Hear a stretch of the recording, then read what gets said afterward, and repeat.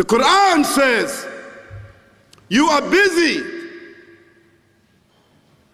piling up, calculating, developing your careers, your money, your occupation, your wealth, until you visit the graves. Think about it. When was the last time that you went to a funeral? Was it your mother? Was it your father? Was it your grandfather? Was it your uncle? Was it your cousin? Was it your friend? Was it your wife? Was it your husband? The last time that you visited the grave, when you went to a funeral and you saw that person whom you loved that was laughing, crying, live, boasting, wealthy, educated, denying, arrogant, whatever they were. What was the demeanor of the people when you walked in that funeral home? When that person was stretched out in their last suit? What was the demeanor? Were the people cracking jokes? Were they dancing? Were they clapping and singing songs? No. Silence. Melancholy. Trauma. Why? Because every person that walked in that room, seeing that person stretched out, the first thing they thought about was not the person. The first thing they thought about was that one day, this will be me. So Allah said, Alhaakumut takathur. All of us, all of you are engaged in running your mouths, doing your business, multiplying, buying houses, cars, business, whatever you're doing. And when you're told about God, religion, life, morality, you're saying, look, I ain't got no time for that. I got no time for that. I don't want to hear that. I don't even believe in God. Matter of fact, I don't even know if I'm going to die, and if I do, maybe I'm coming back again.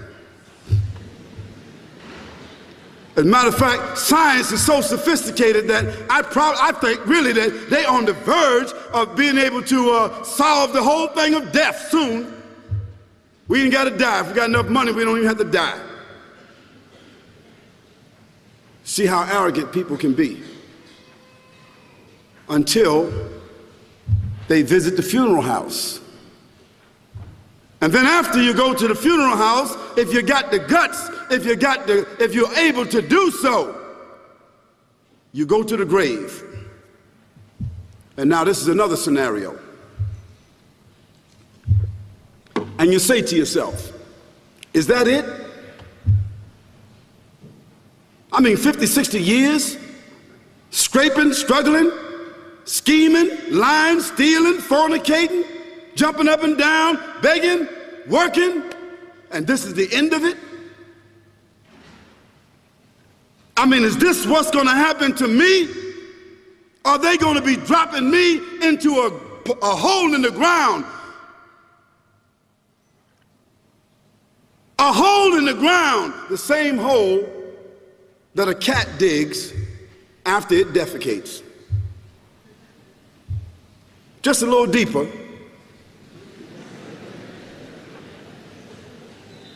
But for the same reason. The cat digs a hole because the cat has dignity, something that human beings don't seem to have. Instinctively, the cat digs a little hole, covers it up. Humans have got to be taught to do that, but it's for the same reason. So you and I, we're going into a hole a little deeper than the one the cat dug. And all the people that's crying, pulling out their hair, screaming, almost acting like they falling in the thing with you. They want to just jump in there with you. Not really though, you know, it's all an act. Because ain't nobody really gonna jump in there and stay in there. They don't love you that much.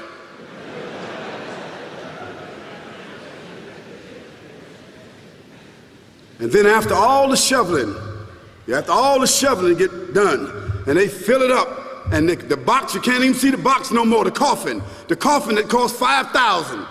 I don't know what did they burn somebody in a $5,000 coffin for? I mean, if I was a funeral director, after they left, I would dig them back up and put them in another box and take that box back.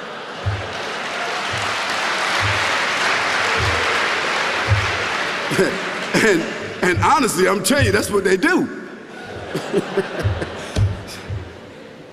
Yeah.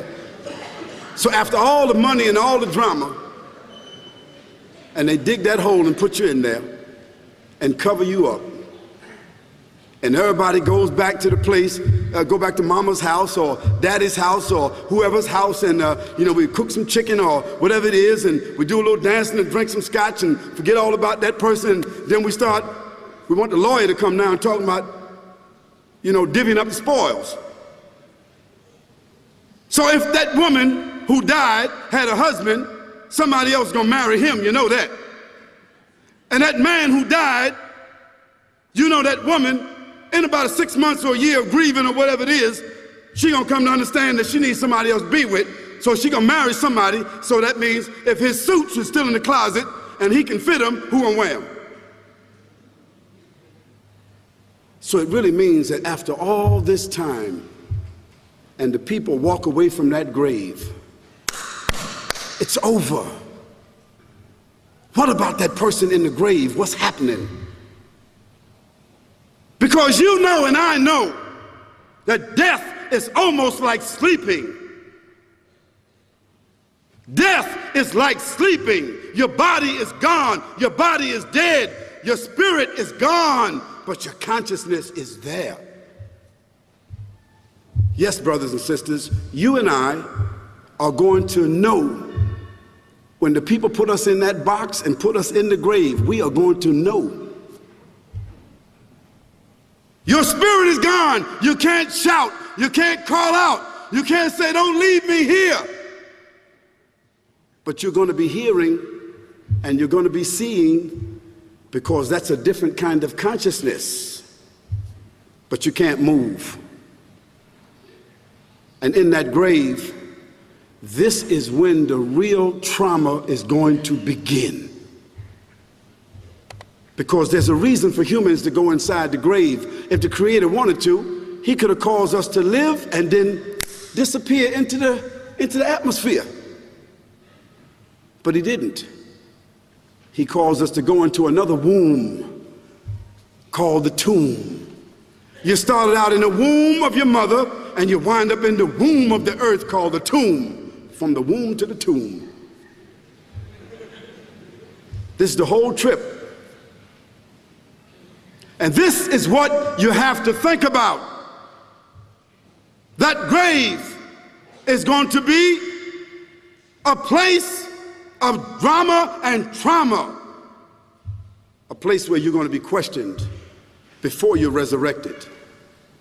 And brothers and sisters, do you think that human beings that have the ability to take a piece of earth, dig it up, irrigate it, put down seeds, plant corn, whatever the case might be. The corn comes up, they harvest the corn. Then after that, what happens? They cut it down, dig it up again, put new seeds in there, and what happens after that? Comes back up again. What happens in the winter?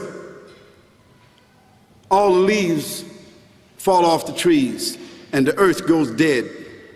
And what happens in the springtime?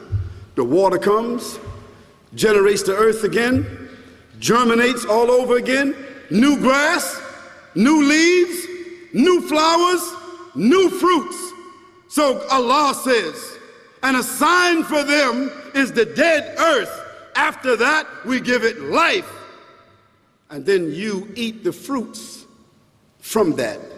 So Allah says, the one who gave you life in the beginning, is he not able to give you life all over again in order to judge you?